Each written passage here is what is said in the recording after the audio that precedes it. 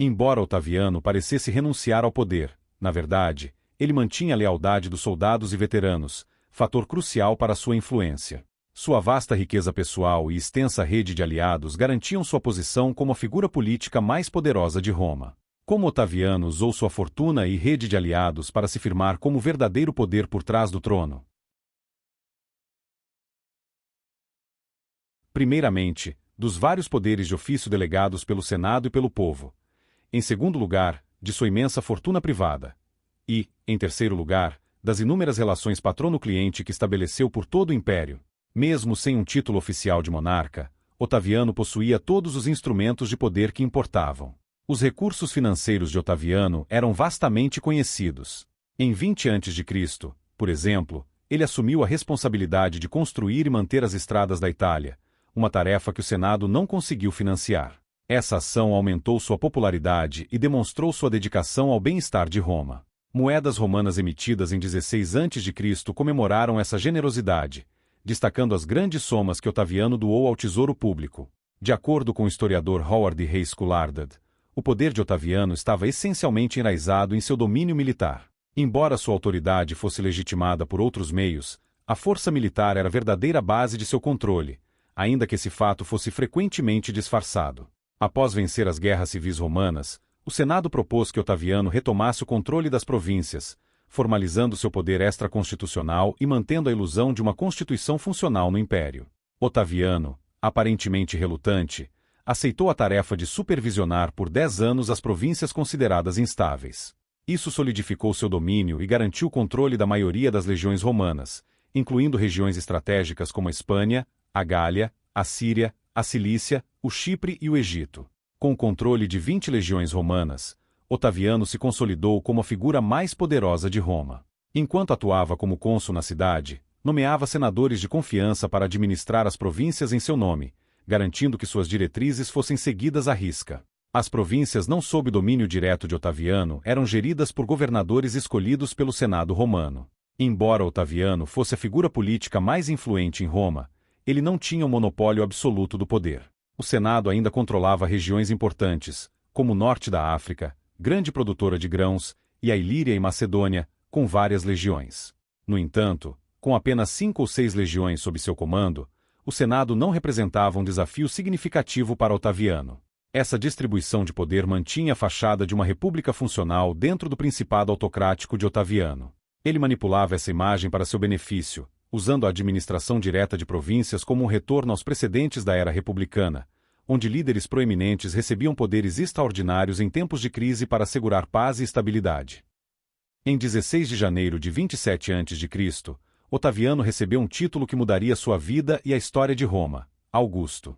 Este título, significando ilustre ou sublime, tinha uma conotação religiosa, aproximando Otaviano da divindade aos olhos dos romanos. Inicialmente, Otaviano considerou adotar o título de Rômulo, em homenagem ao lendário fundador de Roma. No entanto, ele descartou a ideia, pois o nome estava fortemente associado à monarquia e à realeza, uma imagem que ele desejava evitar. Como Augusto, ele consolidou sua autoridade sem as conotações de realeza que o título de Rômulo carregava. Além do título de Augusto, o Senado confirmou sua posição como Princeps Senatus, indicando senador de maior precedência. Agora, ele seria o príncipe do Senado, mantendo a fachada de uma república. Seu governo deu início ao Império Romano, embora ele nunca se proclamasse imperador ou rei. No caso de Otaviano, esse título adquiriu uma conotação quase real, marcando-o como líder principal de Roma. Ele não apenas transformou a política romana, mas também estabeleceu um novo padrão de governança. O título de Augusto foi herdado por todos os futuros imperadores romanos. Esse evento é visto como o início do reinado de Otaviano como imperador de Roma. Ele considerava o início de seu reinado a partir de 27 a.C. Sob seu novo nome, Augusto se autodenominava Imperator Caesar Divi Filius, que significa Comandante César, filho do deificado. Esse título sublinhava seu vínculo com Júlio César, deificado, e consolidava sua conexão com a tradição romana de conquistas e vitórias. Com o nome de César, que antes era apenas um cognome da família Juliana, Augusto estabeleceu uma nova linhagem dinástica. Ele recebeu o privilégio de pendurar a coroa cívica acima de sua porta e adornar seus batentes com louros. No entanto, Augusto optou por renunciar a insígnias de poder mais ostentosas, como o cetro, o diadema, a coroa de ouro e a toga púrpura que Júlio César usava. Embora Augusto evitasse esses símbolos externos de poder, o Senado ainda lhe concedeu um escudo dourado, exibido na sala de reuniões da Cúria, inscrito com as palavras virtus, pietas, clementia, justitia, coragem, piedade, clemência e justiça. Esses atributos destacavam as qualidades que ele personificava e que se esperava que guiassem seu governo. Em 23 a.C., as tendências não republicanas do Acordo de 27 a.C. começaram a se tornar evidentes. A manutenção de um consulado anual por Augusto destacava seu controle sobre o sistema político romano e reduzia significativamente as oportunidades de outros alcançarem a posição mais importante do Estado romano.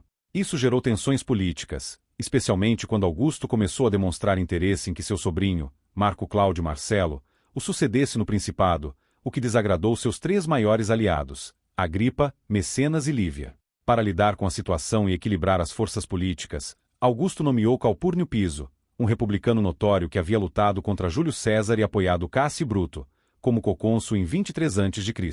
Essa decisão ocorreu após a morte inesperada de seu candidato inicial, Aulo Terêncio Varrão Murena. No final da primavera, Augusto adoeceu gravemente, e acreditando estar em seu leito de morte, fez jogadas para garantir a continuidade de seu regime enquanto tranquilizava o Senado sobre suas intenções republicanas. Augusto preparou-se para entregar seu anel de sinete a seu general favorito, Agripa, como um sinal de confiança e preferência. Contudo, ele confiou a Calpurnio Piso todos os seus documentos oficiais, uma prestação de contas das finanças públicas e o comando das tropas nas províncias. Surpreendentemente, seu sobrinho Marcelo não recebeu nenhum desses privilégios, apesar das expectativas de muitos de que Augusto designaria como herdeiro de sua posição de liderança. Essa decisão foi inesperada para muitos que acreditavam que Augusto nomearia um sucessor claro para seu papel como governante não oficial do império. Em vez disso, ele apenas deixou propriedades e posses para seus herdeiros designados. Augusto compreendeu que a criação de um sistema formal de herança imperial teria gerado resistência e hostilidade entre os romanos com mentalidade republicana, que temiam a formação de uma monarquia. Com relação ao principado, Augusto percebeu que Marcelo não estava preparado para assumir sua posição. No entanto, ao dar seu anel de sinete a Agripa, ele pretendia sinalizar às legiões que Agripa era seu sucessor escolhido e que elas deveriam continuar a seguir Agripa, mesmo em um ambiente onde as formalidades constitucionais não permitiam um sucessor direto. Em 23 a.C., logo após se recuperar de uma grave doença, Augusto surpreendeu a todos ao renunciar ao cargo de cônsul. Ele só retornaria a essa posição nos anos 5 e 2 a.C., com o objetivo estratégico de introduzir seus netos na vida pública. Essa renúncia permitiu que outros aspirantes a senadores alcançassem o consulado, fortalecendo o sistema republicano e ampliando a influência de Augusto sobre a classe senatorial. Apesar de renunciar ao consulado, Augusto não tinha a menor intenção de perder o controle sobre o império, tanto em suas províncias como nas senatoriais. Esse desejo, aliado à questão envolvendo Marco Primo, culminou no segundo acordo entre Augusto e o Senado. A situação ficou ainda mais delicada com o polêmico caso Marco Primo. No final de 24 ou início de 23 a.C., Marco Primo, antigo procônsul da Macedônia, foi acusado de iniciar uma guerra sem a aprovação do Senado no reino Drísio da Trácia, um aliado romano. Durante o julgamento, seu defensor, Lúcio Licínio Varo Murena, afirmou que Primo agiu sob ordens diretas de Augusto. Posteriormente, Primo alegou que as ordens vieram de Marcelo, sobrinho falecido de Augusto.